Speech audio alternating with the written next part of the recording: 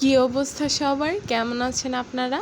অনেক অনেক দিন পর একটা ব্লগ নিয়ে আসলাম। আজকের ব্লগটা শেয়ার করব হচ্ছে ছুটির দিনে কি কি কাজ করলাম, কি রান্না করলাম সেই বিষয়ে। প্রথমেই তো কাজ হচ্ছে ঘরটা গুছিয়ে নেওয়া, দেন হচ্ছে নাস্তার একটা ব্যাপার আছে।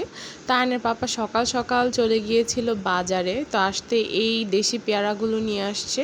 তা আমি হচ্ছে রান্নার জন্য সব রেডি করে নিচ্ছিলাম। আর এখানে হচ্ছে অনেকগুলো সবজি নিয়ে আসছে।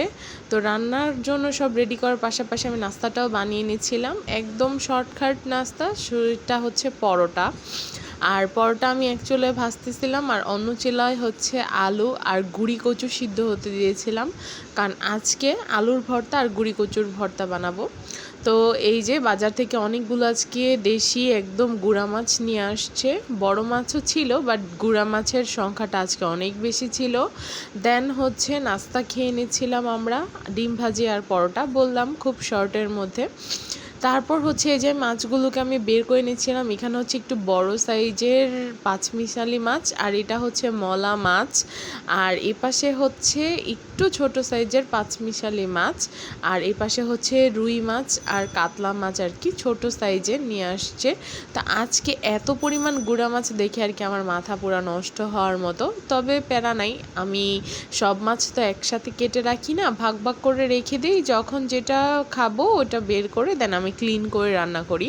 তা আমি হচ্ছে মাছগুলোকে একটু বেছে নিয়েছিলাম, যেমন সমস্ত ট্যাংরা শিং মাছগুলোকে এক ভাগ করেছিলাম। আর এখানে হচ্ছে ছোট বড় মিলিয়ে যে কই মাছগুলো ছিল বা মেনি মাছ ছিল ওগুলোকে এক ভাগ, আর এখানে যে টাকি মাছগুলো ছিল ওগুলো এক ভাগ করে নিয়েছিলাম, যাতে আমার পরে ক্লিন করতে সুবিধা হয়। আর সবজির বাজারের মধ্যে ছিল লাউ, মিষ্টি কুমড়া, দেন হচ্ছে পুঁই শাক, পেঁপে, কাঁচামরিচ, ধনেপাতা, আর এই যেগুলার কি বলে যেন চিচিঙ্গা নাকি, আর হচ্ছে খিরাই বা শসা। তো এগুলো হচ্ছে আমার সবজি বাজার। আসলে ছুটির দিন হচ্ছে অনেক প্যারা থাকে, সবাই ভাবে ছুটির দিন চিল, আর অনেক দিন পর একটা বাসায় ছুটি পেলাম, কারণ আমরা তো অনেক ব্যস্ত ছিলাম এতদিন, যার কারণে নিজের বাসায় নিজের মতো ছুটি কাটানোটা হয়নি। তো এই যে আমার এগুলো সিদ্ধ হয়ে গেছে, আর রান্নার জন্য আজকে টাকি মাছ আর লাউ নিয়েছিলাম, আর ইলিশ মাছ ভাজি করব, আর ওই যে ভর্তা যে বানাবো। তো লাউটাকে আমি সুন্দর করে কষিয়ে দেন হচ্ছে মাছ দিয়ে কষিয়ে ধনেপাতা দিয়ে বাগার দিয়ে লাউ দিয়ে টাকি মাছ রান্না করা আমার শেষ। দেন হচ্ছে ইলিশ মাছ একটা ভেজে নিলাম। প্রথমে দুইটা ভাজবো ভাবছিলাম, কিন্তু পরে আর এত ব্যস্ততার মধ্যে মন চাচ্ছিল না, জাস্ট ইমিডিয়েট একটা ভাজলাম। দেন হচ্ছে তো একটা আখ খেয়ে নিচ্ছিলাম। আখ খাওয়ার পরে হচ্ছে আমি ভর্তাগুলো বানিয়ে নিলাম। এটা হচ্ছে গুঁড়ি কচুর ভর্তা, আর ওইখানে হচ্ছে আলুর ভর্তা।